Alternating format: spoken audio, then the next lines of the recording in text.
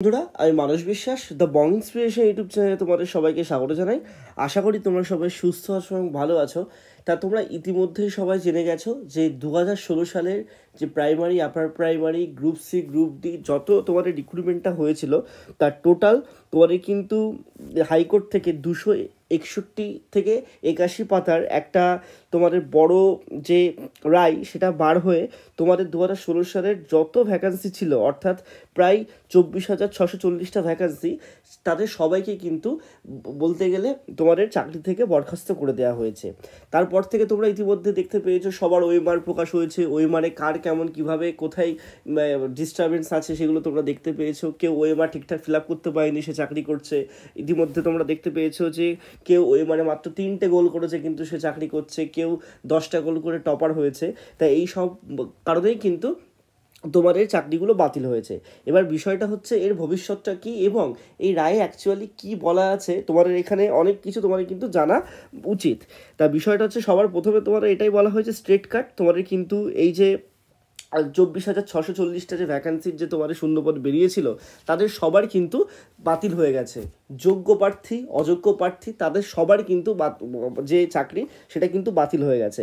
এবং একটা কথা তোমরা জেনে রেখে দেবে, ভোট যখন শেষ হয়ে যাবে, অর্থাৎ 4ই জুন তোমাদের যখন ভোটের রেজাল্ট ডিক্লেয়ার হয়ে যাবে, তার 15 দিনের মধ্যে নতুন বিজ্ঞপ্তি কিন্তু এসএসসি প্রকাশ করবে এবং এসএসসি প্রকাশ করে মেরিট লিস্টে যারা একদম যোগ্য প্রার্থী তারা কিন্তু সেই জায়গাটাই যুক্ত হবে, এটাই কিন্তু বলেছে। কিন্তু বিষয়টা হচ্ছে এই যে তোমার টাকা দেওয়ার যে ব্যাপারটা, এই টাকা দেওয়ার ব্যাপারটা কিন্তু সবাইকে দিতে হবে না। যাদের অসঙ্গতি আছে ওএমআরে, কমিশনের তরফ থেকে ডিসেম্বর মাসে জানানো হয়েছিল 5,000+ ক্যান্ডিডেট কিন্তু তোমাদের যে ওএমআরে অসঙ্গতি কিন্তু দেখা দিয়েছিল। কিন্তু বিষয়টা অনেকেই বুঝতে পারছে না যে শুধুমাত্র ওইবার বিবৃতি নয় বা বিকৃতি নয়, তোমাদের ইন্টারভিউ ক্ষেত্রেও কিন্তু অনেকে অনেক টাকা পয়সা অনেক নেতা মন্ত্রীতে দিয়েছিল। তা তোমাদের সবারই উচিত তোমাদের কিন্তু যারা যেভাবে যেখানে যারা টাকা পয়সা দিয়েছিলে সেই সব নেতা মন্ত্রীদের যে নাম সেগুলো কিন্তু বলা উচিত।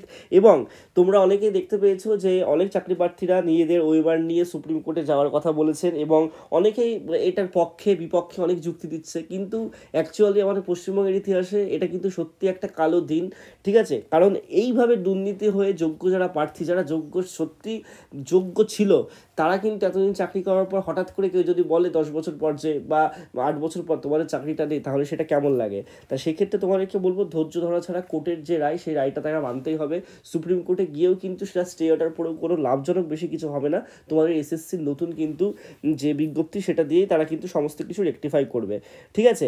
আর একটা কথা জেনে রেখে দেবে, প্রত্যেকের যে স্ক্যান কপি সেটা দেখার পর সেখান থেকে আবার নিয়োগ হবে। আর যারা হচ্ছে ওএমআর শিট করেনি তারা কিন্তু বাদ যাবে। অর্থাৎ তোমাদের ওএমআরের উপরেই কিন্তু বিশ্লেষণ করে তোমাদের পরবর্তী যে কার্যকলাপ সেটা কিন্তু হবে। যারা যোগ্য তারা কিন্তু চাকরি পাবে, তাদের কেউ আটকাতে পারবে না। আর যারা অযোগ্য তারা তো অলরেডি বাদ চলে যাবে, তাদের 12% সুদের টাকাগুলো ফেরত দিতে হবে এবং তাদের জায়গায় যারা যোগ্য ক্যান্ডিডেট তারা কিন্তু আসবে। এই নিয়ে তোমাদের আর কোনো আপডেট